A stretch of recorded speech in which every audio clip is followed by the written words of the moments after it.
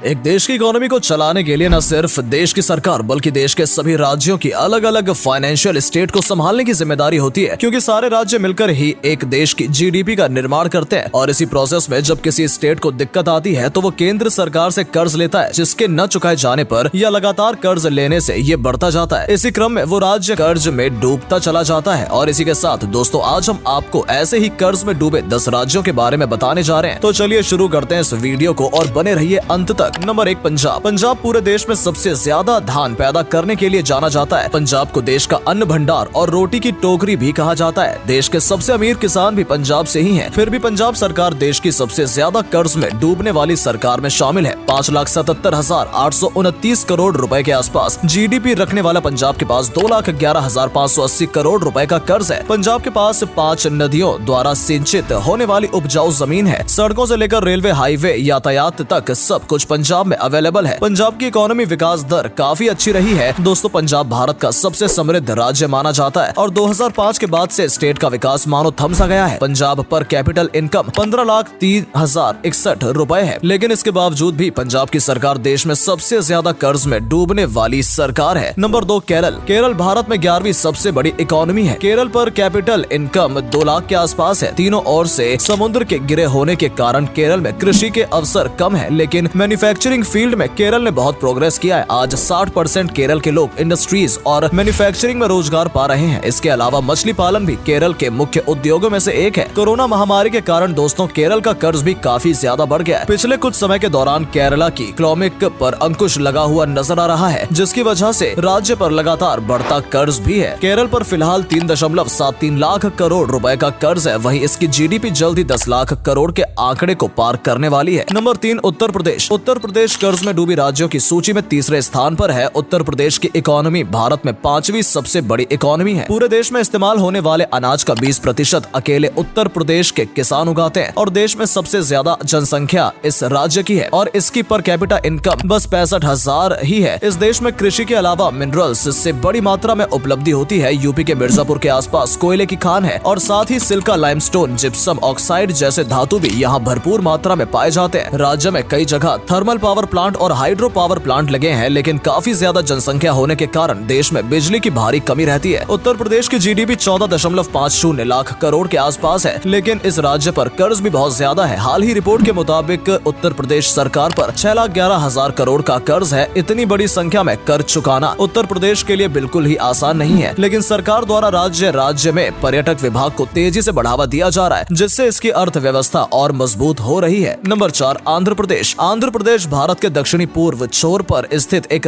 नदी राज्य है। ये राज्य अपने मंदिरों के लिए न सिर्फ हिंदुस्तान में बल्कि पूरे विश्व में प्रसिद्ध है। दोस्तों, आबादी के अनुसार आंध्र प्रदेश भारत का 10वां सबसे बड़ा राज्य है। पिछले कुछ सालों में आंध्र प्रदेश की इकोनॉमी भारत की सबसे तेज बढ़ती इकोनॉमी रही है। इसके अलावा वर्ल्ड बैंक द्वारा भी इसे काफी सराहना मिली है। आंध्र प्रदेश की इकोनॉमी सबसे ज्यादा एग्रीकल्चर पर डिपेंड करती है। आंध्र प्रदेश की जीडीपी 10,80,657 करोड़ रुपए और इस पर कर्ज लगभग 2,52,020 करोड़ रुपए का है। स्टेट की पर कैपिटा इनकम 1,12,764 रुपए है। Number 5, waste Bengal. 100 मिलियन से ज्यादा आबादी के साथ दोस्तों, वेस्ट बंगाल भारत की जनसंख्या के लिहाज से चौथा सबसे बड़ा राज्य है। वेस्ट बंगाल देश की इकोनॉमी में मुख्य भूमिका निभाता है। एक टाइम पर यह भारत की राजधानी भी हुआ करता था और अन्य देशों के व्यापार के लिए वेस्ट बंगाल का बंदर का इस्तेमाल किया जाता था। आजादी के बाद से ही स्टेट फूड की डिमांड जरूरतों के लिए ही सेंट्रल गवर्नमेंट पर डिपेंडेंट रही है, क्योंकि ग्रीन रेवोल्यूशन बंगाल को छूकर भी नहीं निकला था। फिर भी 1980 के बाद फूड प्रोडक्शन में अच्छा खासा इजाफा हुआ है। पश्चिम बंगाल की जीडीपी 13.30 लाख करोड़ रुपए है। वहीं इसकी ग्रोथ 19.1% है। पश्चिम बंगाल का पर कैपिटा इनकम 1,30,426 रुपए। पश्चिम बंगाल चाय में भारत में सेकंड लार्जेस्ट प्रोड्यूसर है। इस देश की कुल खपत का 10% योगदान करता है। एग्रीकल्चर के अलावा इंडस्ट्री के मामले में भी कोलकाता संपन्न। वहीं इन सब के बावजूद वेस्ट बंगाल पे 3,93,700 करोड़ रुपए का कर्ज है। नंबर 6, तमिलनाडु। तमिलनाडु भारत की तट पर स्थित है। तमिलनाडु का नेट डोमेस्टिक प्रोडक्ट इंडिया में सेकंड लार्जेस्ट इकोनॉमिक का निर्माण करता है और महाराष्ट्र के बाद तमिलनाडु की जीडीपी सेकंड नंबर पर है। तमिलनाडु की 50% आबादी शहरी है। तमिलनाडु की जीडीपी 17.26 करोड़ रुपए। तमिलनाडु के ऊपर 8,61,300 रुपए का कर्ज है। इस तरह तमिलनाडु कर्जे की स्टेट लिस्ट में डूबा हुआ है। तमिलनाडु में उद्योग धंधे बहुत अच्छी कंडीशन में। तमिलनाडु की गवर्नमेंट स्टेट में सबसे बड़ी इन्वेस्टर है, जो कि 52% है और उसके बाद से प्राइवेट सेक्टर का कंट्रीब्यूशन 29% है। Private sector the constitution percent है। तमिलनाडु का जीडीपी पर कैपिटा इनकम 1,82,125 रुपए है। नंबर 7 कर्नाटक। कर्नाटक दक्षिण पश्चिम क्षेत्र का एक राज्य है। कर्नाटक एरिया के हिसाब से दक्षिण भारत का सबसे बड़ा राज्य और भारत का छठा सबसे बड़ा राज्य है। कर्नाटक की इकोनॉमिक्स भारत में हाईएस्ट इकोनॉमिक्स में से एक है। कर्नाटक की जीडीपी पर कैपिटा इनकम 17,80,121 है। कर्नाटक पर 2,64,600 करोड़ रुपए का कर्ज है। यहाँ पब्लिक सेक्टर का बड़ी कंपनियां जिसमें हिंदुस्तान एरोनॉटिक लिमिटेड एक है, जो कि इंडियन एयर फोर्स के लिए फाइटर एयरक्राफ्ट प्रोड्यूस करती है। अन्य इंडस्ट्री में स्पोर्ट्स बेस्ड